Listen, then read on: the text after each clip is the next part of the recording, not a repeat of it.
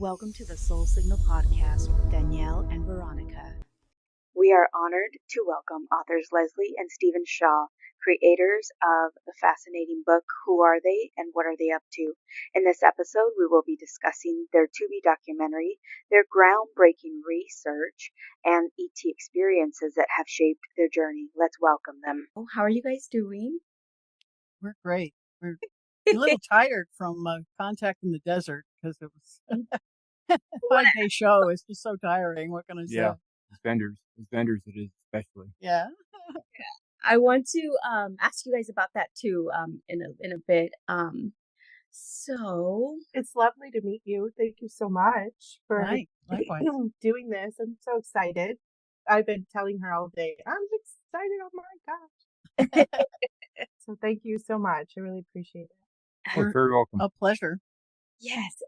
I just kind of want to talk about how I stumbled upon you out of it was so random, maybe not random.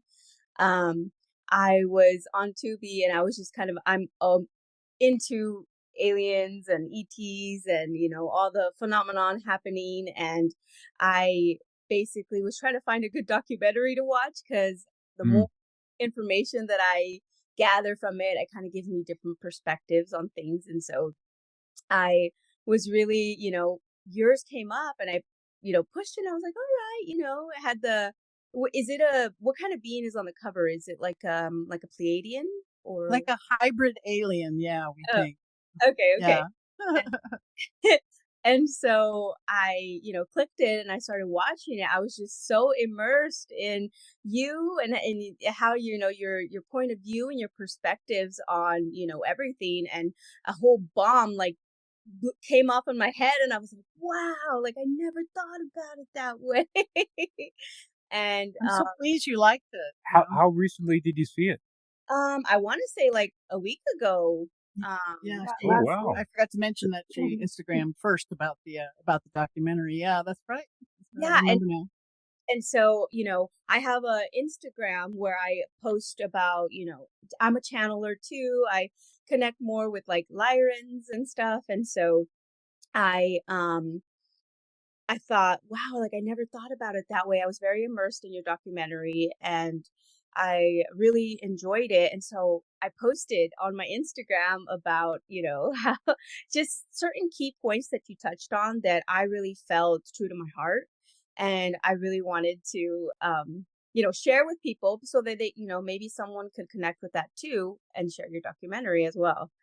And thank you so much. We have big news about that too. We'll talk about. Yeah, the man who directed it, Jeremy Norrie.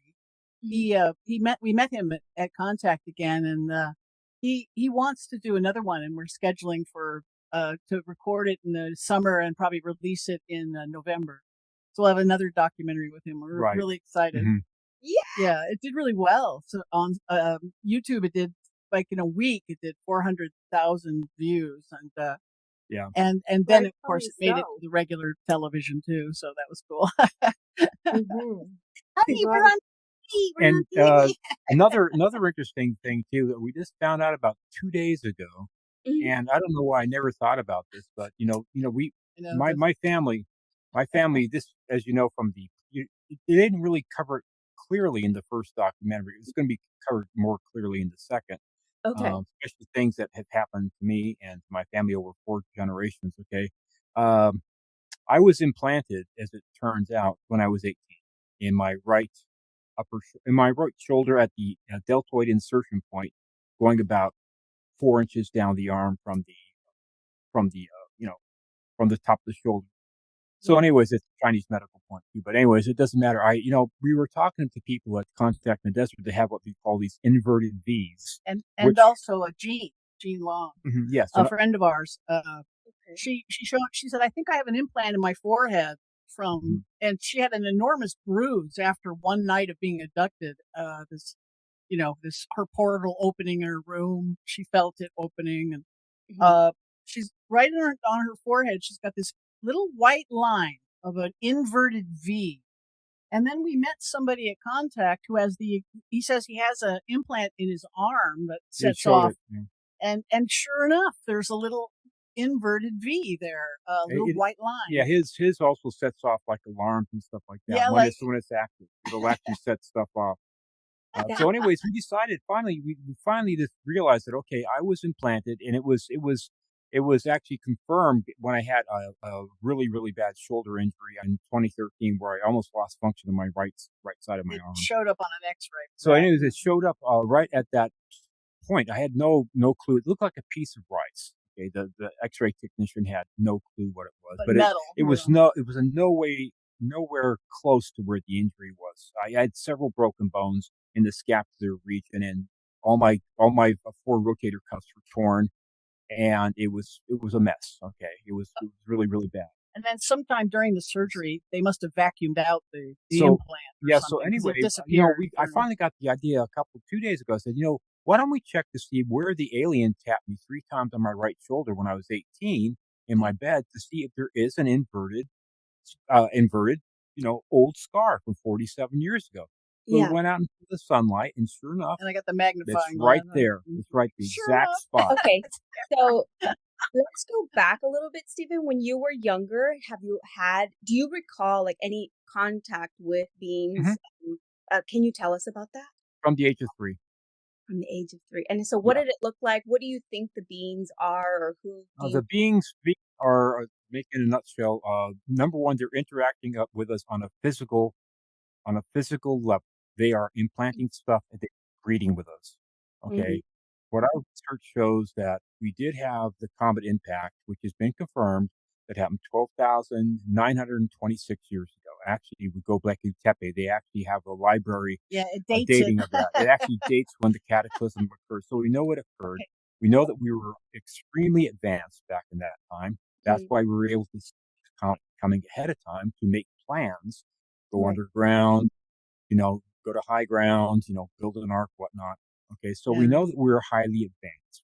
When I was in college, I was actually one of my minors was ancient art history, and I studied the Great Flood and the Great Flood myths. Yeah. At the time, there was only about 500 of them known, but at the time, that's 500 separate cultures all around the world that have a flood myth in their ancient lore. Mm-hmm. And since then, a lot more have been discovered. There's nearly 1,200 of them. So, and most of them start with a warning from God or an emissary of God that, hey, a colossal flood is coming, build an ark, or climb to the highest mountain, or something, depending on where they were, they got different instructions, sometimes the instructions were to dig underground.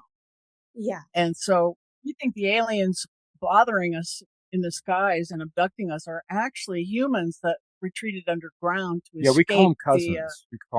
Is to escape the comet impact. Yeah. So they're here on a physical level. They're interacting with us physically. They're acting exactly like anybody would if they're worried about the environment or nukes. Their same story. The narrative is always the same thing when they interact. Say, stop playing around with nukes and take better care of the environment. When they do, always the same. When they do get a message across to people, it seems to be that don't destroy the planet anymore. And they've already done that, so they already know what's going to happen, right? Well, we think that because they're us and they're us living underground, we think they've mutated away from us, and that's what a lot of these. And we think they're using genetic engineering to create worker races for themselves. Like Bigfoot. We think, Bigfoot is a good example. And this explains why Bigfoot is half human. They're making these weird hybrids, sometimes alien human hybrids, sometimes these weird hybrid cryptid creatures. Mm-hmm. And we think they utilized Bigfoot as sentries for their protection of their underground bases. And that's why Shasta is both UFO Central and Bigfoot Boulevard right there, just all around the mountain. Big time. I've been there before, so and I've had some really crazy experiences there as well. I wanted to hear about those. Yes, they're not like huge, but they're really cool. Kind of just weird stuff that happened, just the energy there. But before I get into that, I do want to ask, what do you think the purpose is of like the beings implanting people? Like, what is the purpose of you having that implant? Okay, for one thing, we found that they're probably becoming probably a little bit less viable as far as breeding. You like with any type of species, you want to have the most diversity from a genetic profile. Okay, so all right, so being subsurface, you're going to develop certain things. Nature is going to select against needing body hair. It's going to select towards having bigger eyes. It's going to select to having paler skin. There's no necessary component to stimulate the melanocyte stimulating hormone to generate darker skin. So you would see a mutation that would happen and it would be consistent. Okay, so that's one thing. So there's genetic diversity, and you see a lot of this stuff, like for instance, the Foo Fighters, which were famous during World War II, that everybody was saying, whichever side, the Germans, the British, the Americans, that was a commonality, but they were only showing up when the world was in complete turmoil. And then we start detonating nuclear weapons. We've done 2,000 nuclear detonations worldwide since 1945. And they park their UFOs over our nuclear facilities all the time. There is not a single nuclear facility in this country, either research or storage or whatever, that hasn't had a UFOs parked over it. They're definitely monitoring it. And again, we think it's because they live here. They're terrified of our news. And I think what we find from, like, for instance, Karen Wilkinson, who wrote the foreword to our second edition, who they are and what they're up to, which is also out in Spanish now too. I think we diverged from your question. Oh, the question about, okay, I what think was the we question? veered off somewhere. Okay, I mean, what is their reason for, you said their reason? Yeah, like the purpose of why they implant people, because I hear this a lot and it's so common. And to me, I think it's like, is it a communication thing? Is it like tracking you? Data? Both. It's we think they use them as trackers, we believe, but also they're definitely communicating with some of their abductees. Whitley Strieber is reporting this especially. Yeah. They put it in his ear, and they tapped his ear 3 times. And the same thing happened to Steve. When they put his implant in, they tapped his arm 3 times right where the implant was. So this is something they do to let you know it's there. And maybe, I guess, but these communications with it, Whitley says it's helping him. It helps, he says it helps smooth the universe for him and things happen better for him somehow. Okay. And we don't know about that because Steve's lost his, but well, we don't know if I have another one that was implanted. Yeah, maybe there's another one in there now too. We're gonna get a milliamp reader to confirm whether I have, and check. And in fact, I'm going to the dermatologist on Monday, so okay. Have them take a look. Okay, that was going to be my question. Are there other ways to tell what an implant might look like, or are there ways to find one? Oh, absolutely. The milliamp meter is one way that you can use. Yeah. That's one way they have to do without doing an X-ray. If you find a spot that is like about 15 milliamps, and the background is like around 3 or 4 milliamps, which is kind of normal. Yeah. You find something that's like off the scale, and you confirm it, and you can mark it. Then you can reconfirm it with X-rays. Yeah. There's a wonderful program on television. It's called Aliens in Alaska. And I believe it's like the 3rd episode, where this Athabascan Native American living up in way north, out in the woods, North Alaska, he was shot with like a BB type of gun while he was riding on his snowmobile on the ice lake. About 2 o'clock in the river, morning. He said he was going to go hunting, and he couldn't sleep, and he got hit with something in his leg. And then later that night, a UFO came and abducted him out of his cabin. And from that moment on, he was a regular abductee. Yeah. And he thought this bead in his leg was like an implant from them, he thought, right? So he went to a doctor who had a milliamp reader and put it next to, it was like out in the room, the ambient background, was reading like 4 to 6 milliamps. But when he put it up next to this leg of his, it spiked it. It read higher, much higher. And I forget the exact number, but about 15. And then when he took it away, it went back down and it got closed, proving that like right there. So then he took it out. He surgically excised it. Right. They surgically removed it, pulled it out and put it into a Petri dish and put the milliamp thing next to it. Yeah. And it stopped broadcasting. Oh, It wow. killed it. Essentially removing it sort of killed it. The milliamp meter was still working, but it wasn't putting out anything past background. Just that Like background fluid data. about 4 million. So, So and I then think we they know went back when they're to, being taken out. and then when he went back to the leg where it had been taken from, it was back down to 3 or 4 milliamps too. So it looks like there's a bio uh, biomechanical interface that happens between the body and the implant. Yeah, these Like a little symbiotic when they're analyzed, Mm-hmm. outside of them has like a little layer of flesh, Mm-hmm. like tissue, human tissue. We think from the person they are implanting it into. So it doesn't reject. So the body doesn't reject it or totally force it out like a splinter or something, foreign body. And then, but when they get them under electron microscopes, they're showing microcircuitry that's smaller than anything we can make. Mm-hmm. Way out of our league. And So, I understand there's a proof of this phenomenon.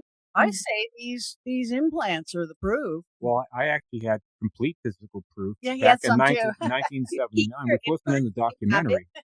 I don't know why it got cut from the first documentary, but I had all the coins in my pocket completely magnetized. Yeah. During an abduction. This was the night after I was tapped on the shoulder of the deltoid 3 times.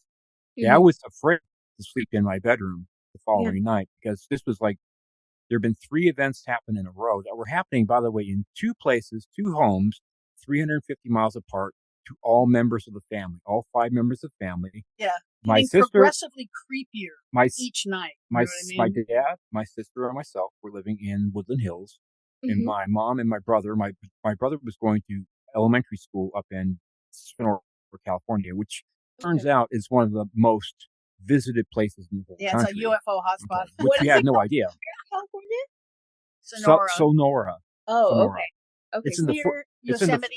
It's in the foothills of the Sierras. Sorry.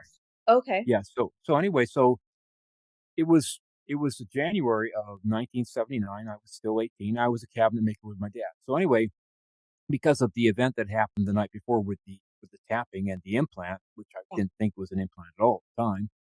So I slept in my clothes, my work clothes. I was a cabinet maker with my dad. So I just slept in my work clothes on the sofa in the living room. Yeah. And my piano was to my right about 10 feet away, 12 feet away. And then the front door was behind my head about 20 feet.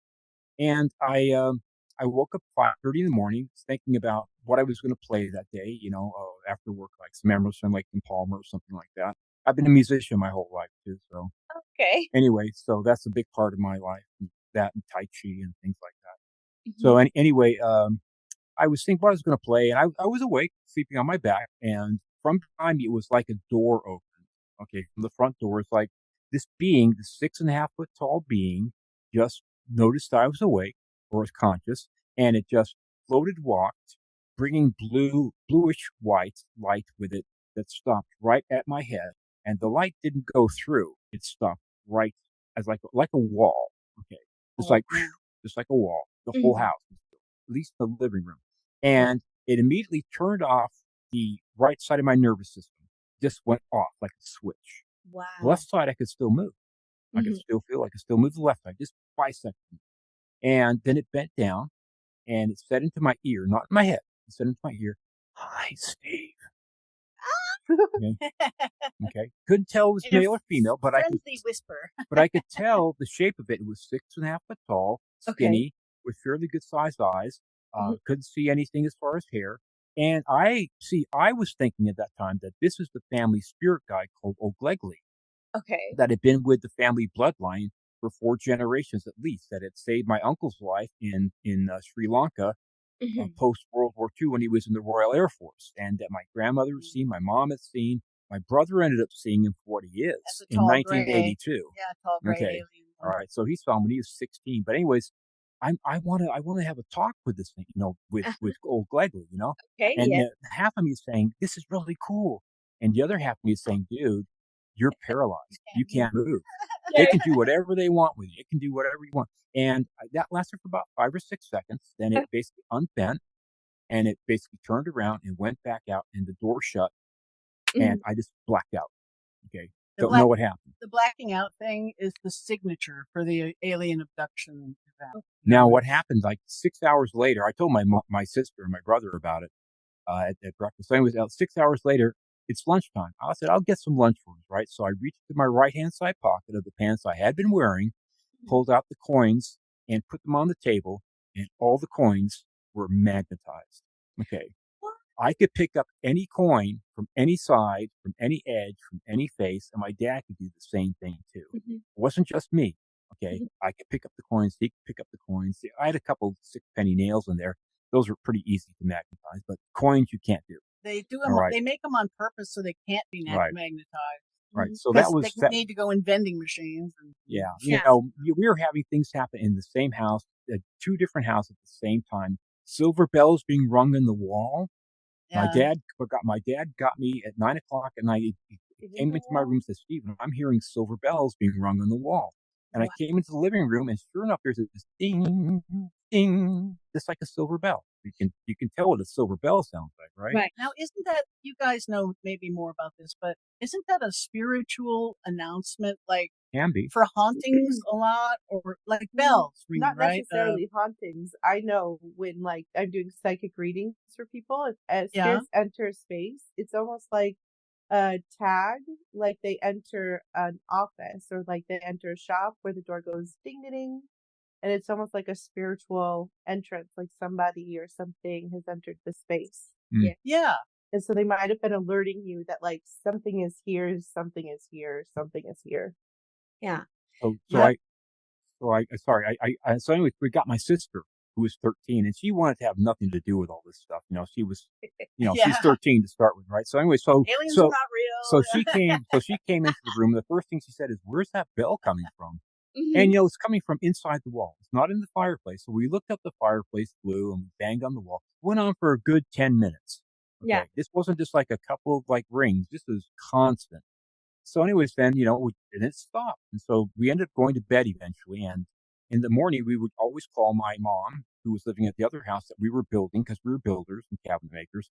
So anyways, we'd always call before my brother went to school. And my mom said, and she was an automatic writer. All the women in the family were automatic writers, apart from one. So anyways, she said, the weirdest thing happened. She said to Jeffrey, my dad, that, 9:00 last night, I heard this bell ringing. And I thought it was the phone ringing. So she was sitting next to the phone. So she picked up the phone and she was trying to have a conversation with this male voice that she said it was kind of a baritone voice, and saying something along the lines that I am the invisible Beachy. It could very well have been O'Glegley, but she just misremembered it. So anyways, connection, maybe. So the exact time when we were hearing the bell in the wall, she's getting it 350 miles away at the house that we were building. And I asked my brother, said, Philip, did the phone ring last night? And he said, no, I didn't hear the phone ring. I was in the room with her, but she did pick up the phone and she was trying to have a conversation with somebody. So ever find out, was there a bell in the wall? No. No, it's definitely was some sort of phenomenon. No, it was phenomenal. It was happening in 2 places, remember, 350 miles apart at the exact same time. And everyone heard it. Everyone heard it, apart from my brother. Philip, but he was sitting about 20 feet away from my mom. That's impressive. Maybe he didn't hear it. Yeah. That's impressive. Yeah. And he's the one who finally saw O'Glegley as a tall gray in 1982. Yeah, these events tend to come in clusters, we've noticed. For us, and there is definitely a psychic component to it. Every time I meet an abductee to talk to them, they're psychic somehow. They're a psychic healer, or they're a medium, or they're a channeler is a good example too. I have questions and now question if I am abducted more common than I know. And so you guys keep talking about Mount Shasta and Gobekli Tempe. I question the idea of stargates and access to like underground civilizations. And I sent a message to Veronica, ironically, I think a day after I watched your episode, and I was like, hold on, girl, just go along with me here. And I wanted to know if that is something you guys have researched into or come along during your episode. Well, there's this weird thing that we've discovered about a year ago. This man named David Paulides, he's done a documentary called Missing 411. And this is, there's two different ones, but one of them's about, these hunters out in the wilderness just vanish, in very strange, suspicious ways. Yeah. And, one of these hunters was taken by an alien, and, they told him they were going to keep him. And then they did a medical exam on him, and they did a curative thing on his lungs. And then they did a further medical exam and discovered he'd had a vasectomy. And they said, "Oh, we've turned out you can't help us, so we're going to put you back." So they put him back. And we think this was a valid abduction because, for one thing, he had tuberculosis scarring on his lungs before that. But afterwards, it was healed, and that's not something our medical science can do. That's proof right there, and also the dramatic. But I wanted to mention about one of the things Paulides has discovered is that where the Ogallala Aquifer is, even though it's an enormous wilderness, mostly, there's none of these bizarre abductions there.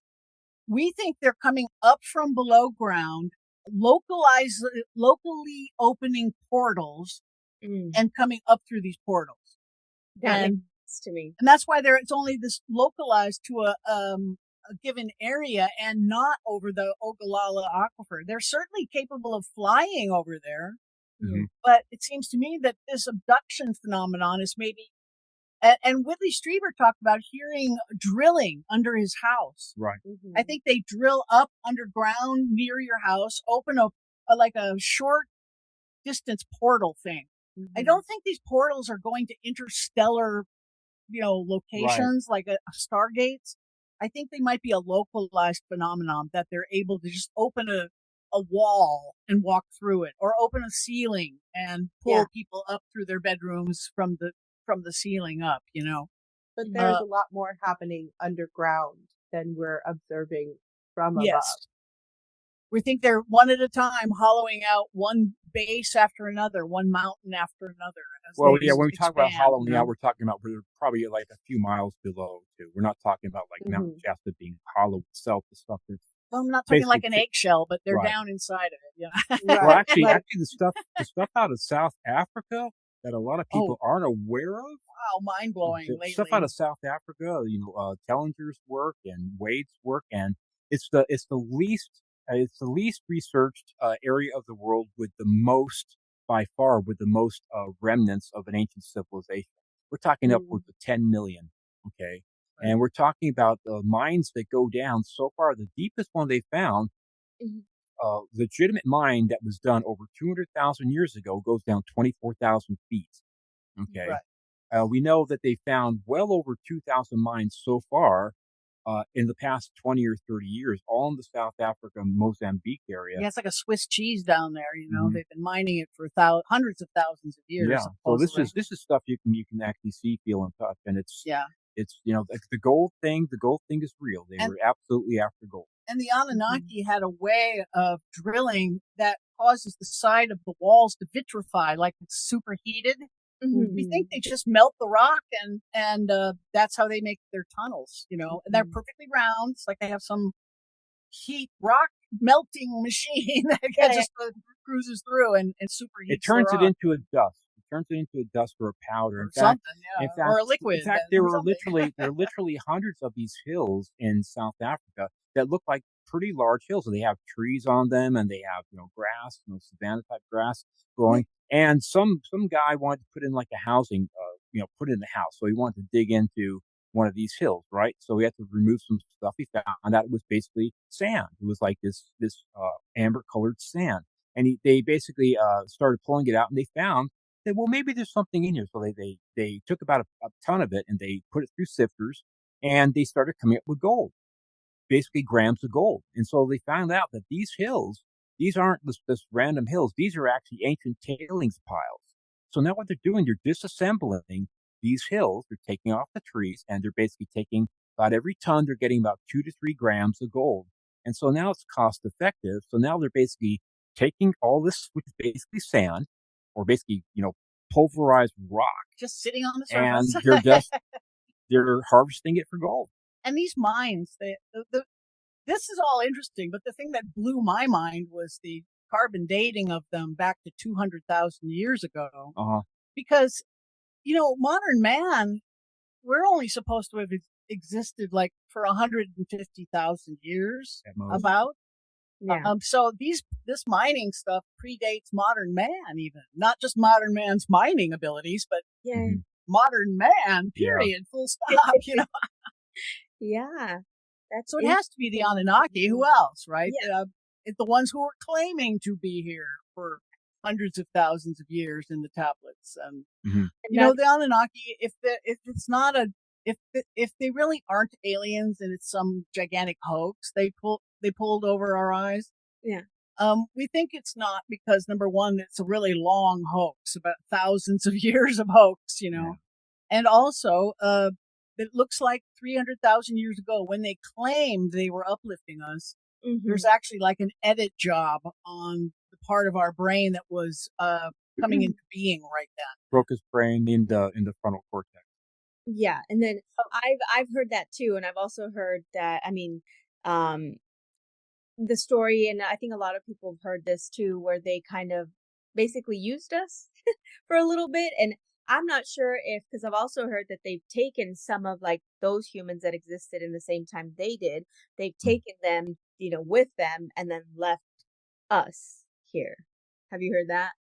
Yeah, we think when they went underground, that the way Sitchin says is that prior to the comet, the Anunnaki were ruling our planet with these giant city-states where 99% of the population is human, but human priesthood class, the king class, the I don't know, middle ground class, and middle then management, and then the slave class. That was the Anunnaki set up their societies like the Masons, the Freemasons, this secret society thing where you don't know nothing until you get to the next level. And then the next level, you learn something else.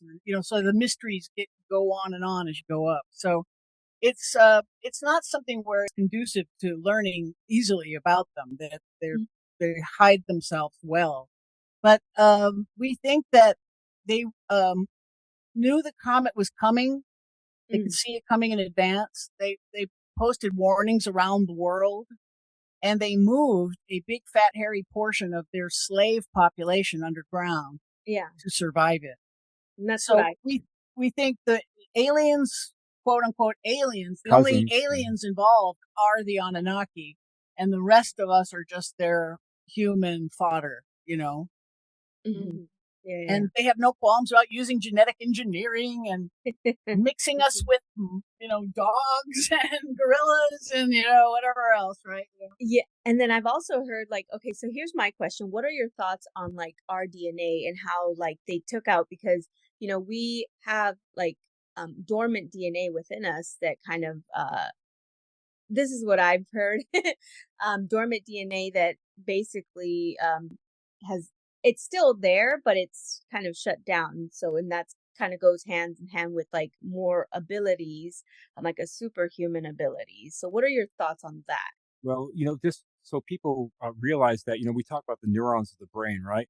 Neurons of the brain are not even close to being the most prevalent or the most, abundant part of the brain. We have what are called glial cells. Glial cells there's a 10-to-1 ratio. We have 10 more glial cells than we have neurons. Okay? Right. Glial cells are like an unformatted disk. Okay. They can be formatted to become neurons. They can replace damaged neurons, but they're there as a backup system. Okay. Now, yes, we have what a bicameral brain, basically our left and right hemisphere, with the parahippocampal gyrus that sits on top and the corpus callosum that separates. Now, we found with brains like with Einstein, there seems to be more of a continuity of signal transfer between both the left and right hemisphere. So there are vast areas, of course, of the brain that we use. Basically, we're kind of on autopilot for most of our lives anyway. We don't have to think about whether we put on our shoes first or our socks. We do so much stuff that is basically either instinctive or it's autopilot. So when to really think and to really be problem solving, it takes more brain power. In Right. fact, there's a Harari's book called Sapiens. There's a very distinct thing between Homo sapien and Neanderthal. In Mhm. Neanderthal, we're bigger boned than we are. They're a little bit bigger. They a little bit bigger brains, Yeah. but they weren't as fast as we are, and they weren't able to problem solve. So we actually ended up exterminating. Homo sapiens came from South Africa, ended up pushing out Neanderthals. There's a formula: the bigger the brain, the bigger the drain. Okay, so our brains as Homo sapiens sapiens takes up 25% of our caloric intake. So to support our brains, 25% of our food production goes to the brain alone. The biggest need goes to our brain. So if your brain's too big and your bones are too heavy, you're not going to survive. It's going to be harder for you to survive. Right. And as the uplifting thing that we think happened, what happened, and it happened quickly. That's another weird thing. Yeah. Is we went from Homo erectus, who was incredibly successful. Yep. Homo erectus was around for about almost 2 million years. Yep. But when we came on the scene, we pushed them out quick, and we evolved past them very quickly. Like about 1 million years of evolution in about 50,000 years. Right. That's why we think also that points to uplifting, not just the gene editing that has been discovered, but also Right. it's just this is not an evolutionary pace here. This seemed way too fast, And then just 50,000 years after that, we upgraded again from Homo sapien to Homo sapiens sapiens. Right. And even smarter. And they're upgrading us right now with hybrids. Yeah, we think they are. Oh, yeah. I believe that too. And I've heard a lot about that. There's like so much talk about, hybridization and programs that they have right now where they're working on having us be more evolved, or the new generation, having, just being online in general, like completely psychic, completely, and we're seeing that now, in kids. More prevalent. Yeah. I think it's one of the criteria for alien abduction is the psychicness. It's one of they have some weird criterias, like they like green eyes, they like Rh negative blood, and they like psychic people. Seems like, well, if it was easier for you to communicate with your subject. Yeah, maybe that's if why. you have more of a common language, yeah, it just makes it a heck of a lot easier. It's like kind of what you're looking for. Me, see, the thing is the way I see it, the way I've come to understand with being in the medical field and an acupuncturist and a Tai Chi teacher, all this stuff, and a musician, is that we are born as infants naturally psychic. right. There's a big misunderstanding about that. We develop the ability to be telepathic. We are born that way. We are programmed to not be telepathic. Yeah, then they start teaching you a language which stunts your telepathic abilities. Symbolic representation of a chemical process, And where we think our cousins, the aliens that are living underground, we think they keep it up. We have let telepathy atrophy in ourselves, but they have not. And so that's why they can use it, we think, to communicate with us. That's why we think they have the same brains as us. So that's how they're able to have the this thing connection, is, if you are a receiver and somebody's transmitting and you're a receiver, there has to be an interface as far as like you have to have like a Mac to a Mac or a PC to a PC. It has both to read the signal, right? So if you can receive, if you're taught, you can also transmit. So the things they're showing us, the commonality of being with my family group for 120 years, at least over 4 generations, it shows an ongoing process, an ongoing genetic process that's going on. They're taking our DNA, my parents, myself for sure, my mother. They're taking eggs and it's really interesting. Like in our book, we got our second edition. We got Karen Wilkinson, author, who wrote the book Stolen Seed, Evil Harvest. Ex-military, has had 4 hybrids. She's actually met them once. Her take on this whole thing is very similar to ours, except she calls them demons. Okay. They are living subsurface. Yeah. They do breed with us. They are upgrading us with the intent to replace us. Okay. the slowly breed us slowly out. breed us out. Right. We're trying to make us less They want- barbaric, Yeah, we are Right. a problem. We're a problem. Yeah, we're You know? 8 billion obnoxious boobs living in their attic, Yeah, yeah, we are a problem. We are. We're too violent. I think they see that about us. That we're too violent. Yeah, I mean, the meeting with Admiral Byrd between these people, we think this really did happen. Yeah. That he went to the South Pole. We think there's a city under the Queen Maud Land ice sheet. Yeah. And we think he flew down there. There's supposed to be a giant hole that for other whistleblowers have confirmed does exist. I've heard about it. And so he had this meeting, and one of the things they said was, normally we don't want to have anything to do with you surface people and your barbaric wars, but because you have cracked the atom, now we have to intervene. We have to. Because this is a power you should not be screwing around with. He said it much more grandly than that, but With a dramatic accent. but that's the point, was that that's why they started following our Foo Fighters. They're worried about us us destroying the world destroying ourselves, pretty much, and them too. Yeah, and then I love that. Okay, I'm going to touch back on your documentary where you talked about that, because it makes more sense to me that yes, they live among us and they're worried about us, but at the same time, we are also affecting them in a big way. And so we're destroying us and them at the same time. And I never really thought about that. And it makes so much sense because, I always think about how, like, why would they want to help us? Like, what's the reason of like them coming here and like making themselves known? I've always known, like, or heard that, this is like a matrix and they created it, for us, like as a learning ground for us to, have human experiences here. And so when you put it that way, I can't prove that's not the case. yeah. It just makes so much more sense, understanding that they are here with us. Of Right course, now. everybody in the universe doesn't want a planet to go, right? But why would something hundreds of light years away be so concerned about Earth and what the little humans are doing? Of course they're here. Why would they care if we blew ourselves up? You're absolutely right, because you have to start entertaining a lot of more theoretical physics for that to be true. We heard stuff at swing and a miss type of stuff. Like At we Contact, saw, we were so close. We went to the Saturday night viewing of it's called the Experiencers movie. Right. That they played at Contact, and okay, they started out so great.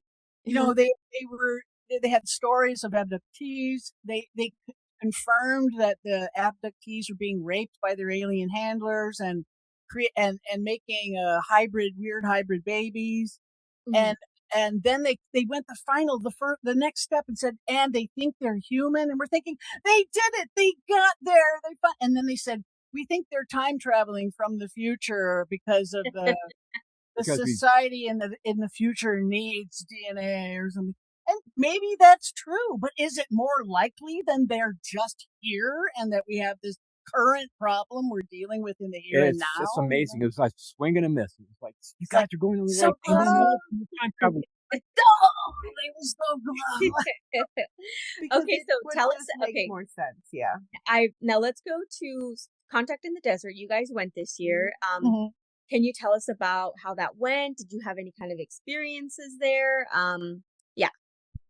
Well, being vendors, it's a little different than being somebody who goes to it and gets to see all of the, the lectures and everything. We went one year as non-vendors and got to see all the lectures, and that's really fun.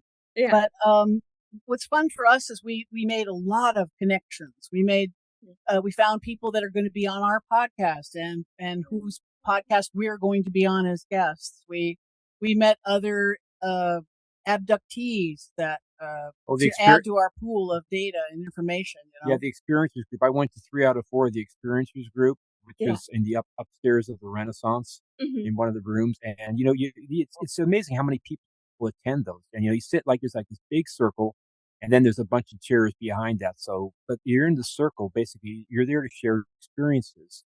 And you hear all different kinds, all different kinds of experiences. There's a commonality where it seems like a lot of them are talking about them being human or being gray or some combination. Right. And we actually met a guy who's going to be on our podcast called David Medina. Okay. That's the one that has the alien implant. And he's also gotten pictures and videos of the grays in his room. He's one of the few people that actually has Mufon. He's Mufon's most favorite person right now. Favorite child right now, yeah. Because they're actually. It looks like this guy has really truly been in contact. And his implant, sure enough, there's an inverted V right there. Yeah. But he's actually setting off like the things at airports, the scanners and stuff with it. Oh my God! What was his name again? David Medina. David Medina. Okay. Yeah, you'll probably be seeing him on our show. Yeah, he'll be on our show. I'm excited to watch. I'm gonna definitely check that out. I have a QHHT client that was abducted quite a few times and has an implant, and we've done regression sessions and I've talked to the Greys, and they've talked about percentages of people who have implants and why they're collecting the data. And so this is very interesting to hear all of this come through, because a lot of it is that inverted, that V, and it's just very interesting to hear it. Yep. Think about if you wanted to peel back someone's skin to stick something down in there, right? You have your X-Acto blade in your hand. Whatever you make one slice one direction, another slice the other direction. You've created an inverted V. You just grab that skin, pull it back, jam your wang noodle in there, and use your alien healing abilities to close up the scar, and voila. And then there's this tiny little white inverted V scar there. What's about a half an inch in mine? Yeah, it looks like a fingertip size about, Wow. Okay, so let's talk about what is it?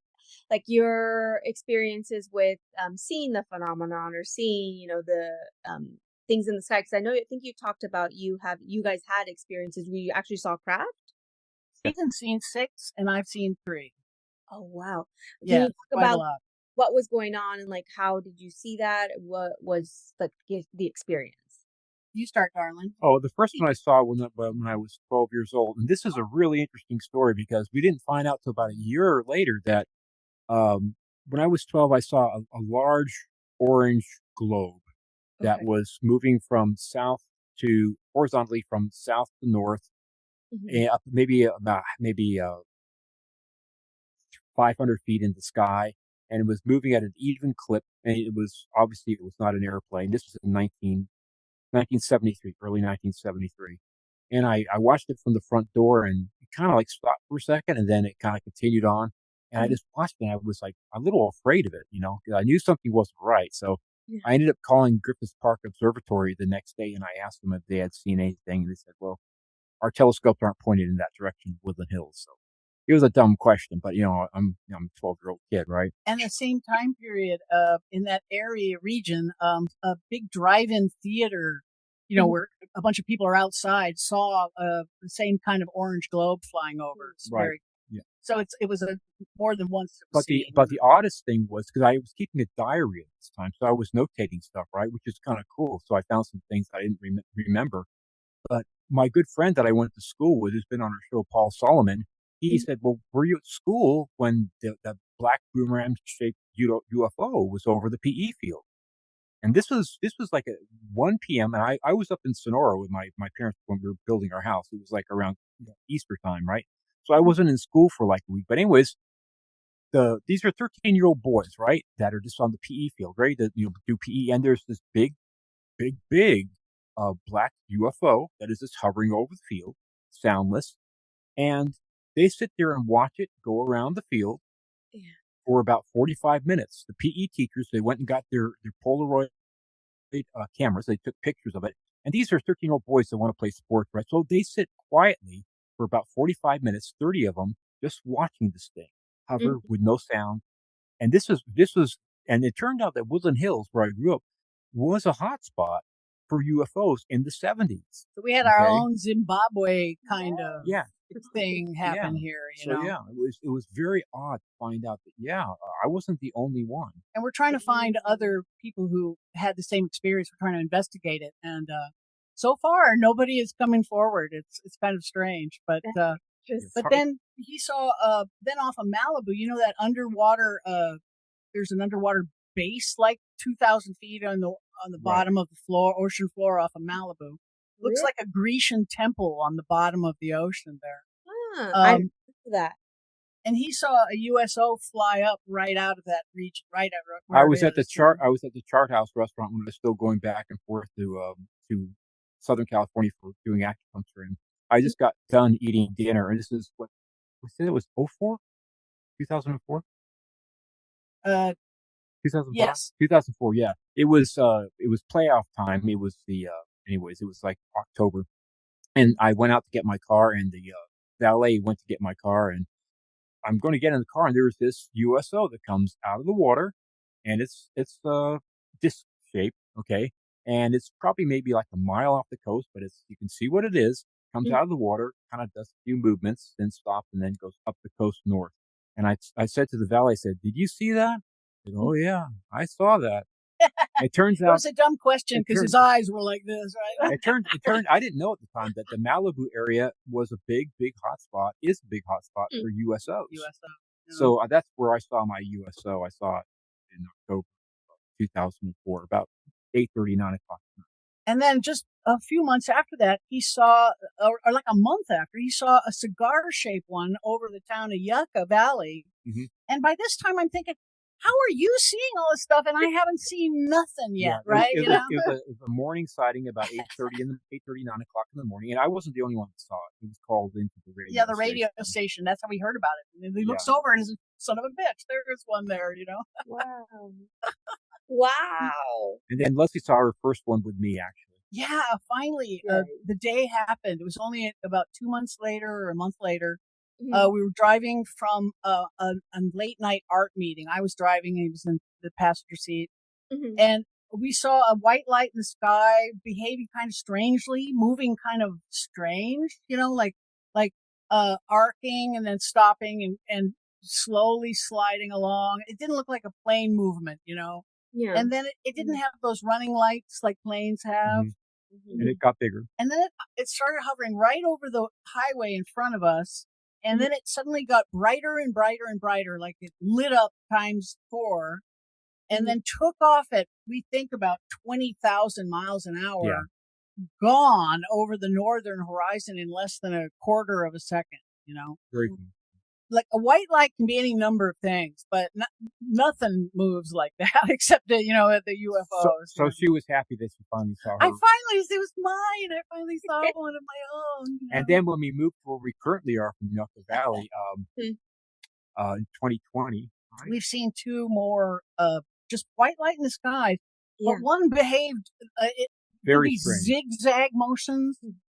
And then another one, I'm not even 100% sure it was a UFO, but it just cruised by really fast at about 1,000 feet above us. With white no light, sound. zero sound, and that's them too. You know, I think that's one of the observable characteristics. The UFO that we saw when we moved here, it was only like about a week after we moved down here, and we just went out to like this on the back porch you have a very small view of the sky, and it was dark and it was just like waiting for us. Just like saying, "Steve, we know where you are. We know where you moved to." It's just like saying hi. It was just like really big, and it was soundless, and it was just doing these weird things. You know? Zigzagged away. And I was going to get my camera, you know, and I didn't have my phone. So anyway, it stayed there for like almost 30 seconds, and then just shot away. Shot away quick. Okay. Yeah. Yeah, I've had some experiences like that. But I've never seen like an actual ship. Like full blown ship. But there's been times where I kind of been doing my own little research on my own of like so there's a spot where I sit where I take my lunch and I can see the sky at night, and so I did like a little experiment, and so I always see them when I'm sitting down eating my lunch. I'm looking at the sky and I'm talking in my head, just in general, and I've seen where like this ball of light looks like a huge star, like brightens up and it's like moving across the sky. And then all of a sudden it disappears and then it's gone. And then another one will come and it'll just like move across the sky again. And I'm like, wow. So then I did an experiment where I was kind of like, okay, this time I'm not going to talk to them. I'm not going to like interact and just look at the sky. I didn't see anything. Nothing happened. And then you're talking about, you said you're talking in your, like having internal dialogue and, okay, all right. Yeah, internal dialogue. And then just 2 or 3 days ago, I I was talking in my head and I'm just kind of like, can I see you again? I want to see you. I want to see, can you show yourself if it's safe? And then I basically I saw a ship, or I don't even know if it's a ship or a mini ship. I've heard so many things about they could be like the main ships on top, and they send out these little like minier ships to kind of interact instead of them. Yep, we've seen it. Yeah, not personally, but that's another characteristics of UFOs. Little ones can group together and form one and fly away, or one big one can separate into a bunch of little ones and fly in all different directions. Yeah, and then they disappear. They literally just like out, lights out, and then I cloak. Yeah, something like that. And I was talking to them, and I was like, okay, like I'm like, can you show yourself if it's safe to do so? And then boom, boom. But this time I saw 3 lights flash me. One flash of light, second light, flash of light, and then a third flash of light. And I was like, whoa. Big flash, looked like a camera flash in the sky, but really quickly, 3 times. Mm. And white, not white, colored flashes? White flash light, like really quickly. And the only other time I've seen that was in Sedona, Arizona, when I went. I saw they did that to me, but I had like a laser, and I was doing like, I was outside and I was kind of just, getting in my feelings, and then I flashed the laser, and yes, I saw movement, but they flashed again like that, like a camera flash. It looked like a big bright camera flash really quickly 2 times, and then I was like, whoa, it was like letting me know that they were there, like they could hear me, I don't know. Yes, they do this thing, I call it trawling, like for fish, Okay. They're cruising along through the atmosphere in their spaceship, and a person driving alone, say in their car on a dark highway, will see them and think to themselves, holy cow, there's a UFO. And then the UFO will stop and turn and come towards them, frequently resulting in an abduction. So it's almost like they're got their feelers out, trying to make a psychic connection. Yeah. Dialogue. Yeah. That makes sense. When I saw the flash, I got really emotional for a second. I started like tearing up, and I was like, whoa, I definitely got in my feelings when I saw that. And I was like, it was just crazy, especially because I'm at work. I'm on my lunch break. I'm like by myself. And, I really like to stare off into the sky. And that's kind of what happened. And I was like, whoa. Is the hair up on your arm a little when you see that? That's what happened to me. Well, my hair stood up. I think I got way emotional, actually. It was just out of nowhere when I saw the flashes. It was like they were like communicating in some way to me. Because, in my head, I was like, can you guys hear me? If it's safe, can you hear me? Like, can you show yourself to me just one more time so I know that you can hear me, just in my head. And, not thinking anything of it. I'm eating my lunch, but I'm focusing on the sky. And then I see the 3 flashes, like 1, 2, 3, quickly. I wonder if you could be an abductee. That's what you're making me question myself. I'm like, now I'm like, look, feel my body parts for like implants and stuff. Cause I'm like, I don't really know too much about implants, but I hear a lot about people, I would expect that emotional response that you had to the flashing as possibly the trauma of abduction. Mm-hmm. Yeah, like a trigger word that makes you remember something, like a hypnotic things, and it just triggers the memory. Mm-hmm. And they've wiped your memory with hypnotic suggestion, but because your subconscious is fully aware of what happened. And it's always recorded. You know what? That's something we have to dive into, because me and Danielle, we do past life regressions. So we do, where we can dive into past lives or things that your subconscious mind is trying to block. You know what I mean? Yeah. That they've blocked for you. Right. So, Steve, we haven't been able to break through with him. We've tried hypnosis before, but maybe he's just not ready, because or wasn't then. He might be more ready trust, now. There's a trust element for me. Yeah. You giving up too much control. And our research shows that when it happens to people, when they're regressed, they frequently wake up screaming, so. Yeah, it's well, it depends. We know that, so it's kind of intimidating thought too, Yeah, it's like they're reliving it all over again, trauma, or whatever's happened to them. There's often an emotional response during the hypnotic sessions. And our cousins have not finished with me. They keep on visiting me. In fact, December the 1st last year wasn't fun. I might put it that way. I do a lot of astral travel. I mean, there's a big difference between dream and astral work, and so I do that. And then we think they harass their abductees in the astral realm to a certain extent. Or they either harass or communicate, whatever, or different frequency. Your brain waves are down to about 4 cycles per second versus we're on 40 cycles per second right now talking. So anyway, so we have different wave frequencies in which we can actually communicate. So anyway, so it was I was at this room with everybody's dressed like in black and white.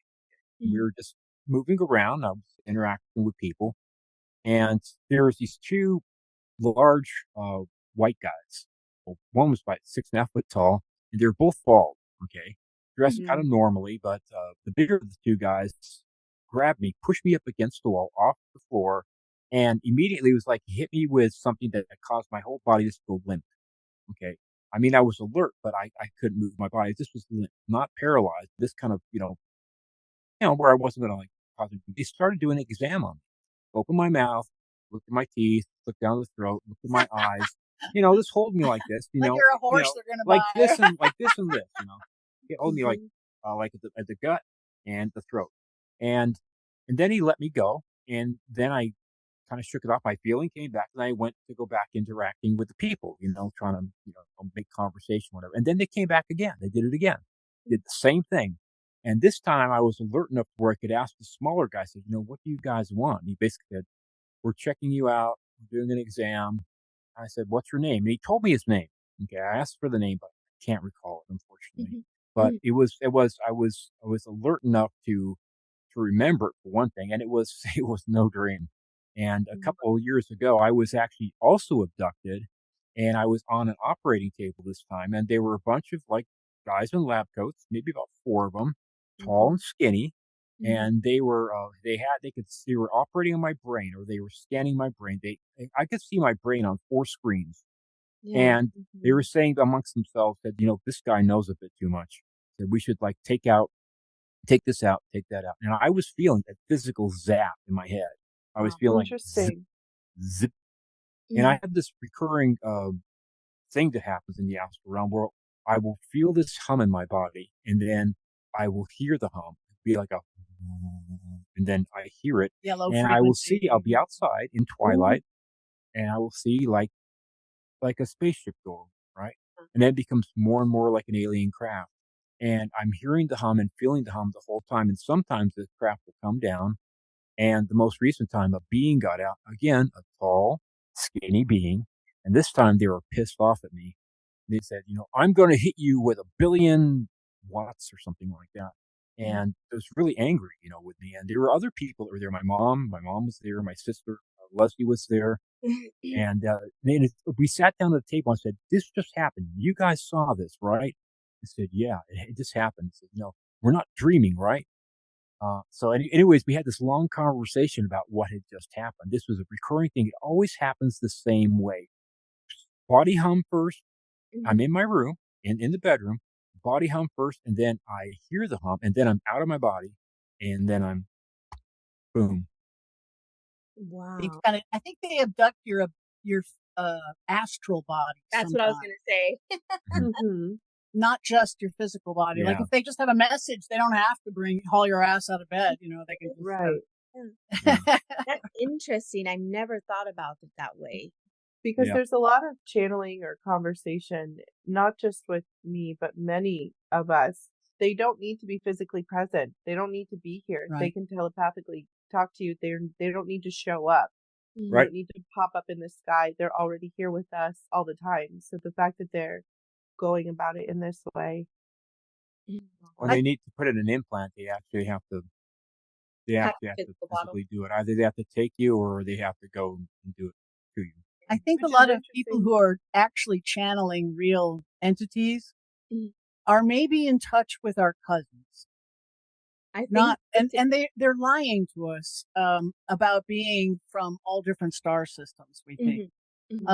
They've been playing gods to us for thousands of years with their superior technology, but now they can't really get away with that anymore. We think that's why they're playing space alien now.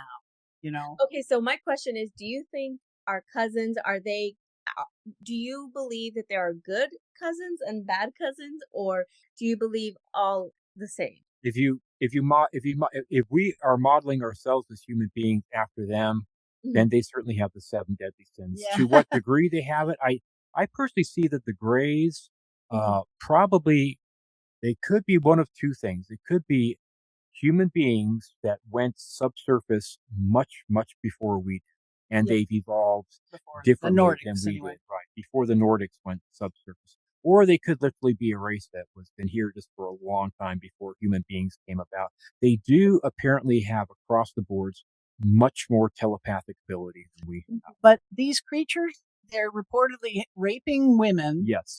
And impregnating them more about just by raping them.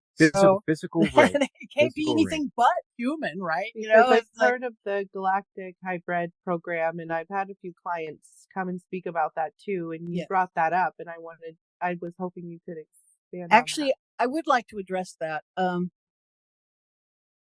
Star seeds are abductees who they're utilizing for their breeding programs. But then they managed to recruit them as willing participants in their breeding program. And then the aliens infuse them with feelings of love. They're able to flood them with feelings of love and kind of con them into thinking that it's the star seeds that are saying consistently that there's these bad alien Dracos that are cannibalistic, eating us, and there's the good aliens helping us. Right. And we think this is just something they're telling us because humans need to have a black and a hat and a white hat. You know what I mean? Yeah. All of the alien species, different types that we're seeing, are doing exactly the same thing with the same agenda. They're creating hybrids and abducting people and stealing DNA. They're all doing the same thing. We all think they're all part of one master plan rather than, and that this is just kind of, and the star seeds are talking about freaking Star Trek. Oh, it's a federation and we're in a galactic federation of 57 different and solar we're all systems. friends and we're, it's like they listen to our broadcasts. They know they live here, right? They listen to our broadcasts and our television, and they know about Star Trek, and they're just kind of feeding us that which we want to hear, I think. Right. Okay. That makes sense too. I mean, there's so much mumbo jumbo that we get thrown at. It's the lie sandwich or the truth sandwich. You know, are you hiding truth between two really good lies, or a lie between two really plausible truths? You know, so what is? You know, it's like yeah. And okay, so what are your thoughts or what are your theories on disclosure and like things like that? Like people have been saying it's been up in the air. I'm about to go see the Steven Spielberg movie today, later on tonight. Oh, cool. Yeah, we've got to see it. Yeah. I've been a little off my feed, so I haven't gone yet, but we definitely want to. Yeah. Disclosure. I mean, our take on what like they're doing, like with Congress and with Russia. Yes, like with the government and everybody, and all this this stuff where they're like spoon feeding us little things, but You know, that's a good way of saying it because that's what I've been saying for a while. We are becoming slowly desensitized. I think they Mhm. want to desensitize us so that whenever it does happen, if it does happen, which Yeah, I'm not sure that it's ever going to be fully even believed if it happens, right. because people are so good at faking. We're like monkeys. We like to trick people. We just love to trick people with getting clever with AI and True. Yeah. with generating this stuff. And you can see the fakes. I can still see the fakes. There's Yeah. certain giveaways, but Yeah. and not too long from now when we have 6G tech and we can You're not gonna actually be able to tell. Yeah. make androids, which are going that way right now. Yeah. We're actually we're not we're too smart in certain ways and we're really stupid in others. We don't have control of our emotional bodies. Yeah. You know, almost they say power corrupts and complete power corrupts completely. You see that all the time. All the time. People get money, they get power. They do the same thing, and humans haven't changed that much emotionally. We've our brains, our intelligence has increased 7% in a short period of time. Okay, our brains have actually changed in a couple hundred years, quite a bit, like way faster than they should be changing. But part of it is that the stimuli that we have and things like that. But our emotional responsibility is not matching our technical ability. That's what always gets you in trouble because if you don't have people that can act like adults and can basically, like the Chinese say, the best place to be is in the middle zone, in the meditative state. So you can basically manage the three upper chakras and the three lower chakras. You have to have that balance point. Always searching for balance. But So the thing back is, to we are the not balanced. but back to disclosure. Okay. Your question. Okay. We did a show on our podcast called 8 Dead, 4 Missing. Okay. And before we even finished posting the show on YouTube, there were more missing people. What we think is happening with this The is sergeant. the sergeant and his anyway, lots and lots and lots of people are just poof gone or dead, and usually by some violent means, guns, something like that, right? Mm-hmm. So what we think is going on is that the push for disclosure from the Congress and from the president at the same time, we think is causing this secret inner organization inside our government called the legacy program, the thing that's keeping the lid on this all these years. Mm-hmm. We think that they have decided to close ranks and silence people they don't feel they can trust. Mm-hmm. So it's not a good sign for disclosure. Right. It looks more like they're putting up a barrier and a fort and a last ditch fight to keep it at bay again. In fact, you probably heard about the two women, Melissa Casillas and Monica Reza, the two scientists that disappeared within like 4 days of each other, June Yeah. 22nd and June 26th of last year. One just vanished into thin air on a hiking trail. Now Casillas has been found. Okay. She was found by a hiker 6 miles from where she was last seen. She was seen walking down the road with a backpack. Interestingly, this woman, before she left, she was working at Los Alamos. Los Alamos. She had two cell phones, right? Two Yeah. smartphones, one for work and one personal. Before she left, she set both cell phones back to factory setting. Okay? So Reset. she wiped everything, right? Yeah. So she left her driver's license. She supposedly was going to work. She's caught on camera, seen by somebody that she knew, and then she just disappeared. And they searched the area, for a long time, and they found nothing. They used dogs.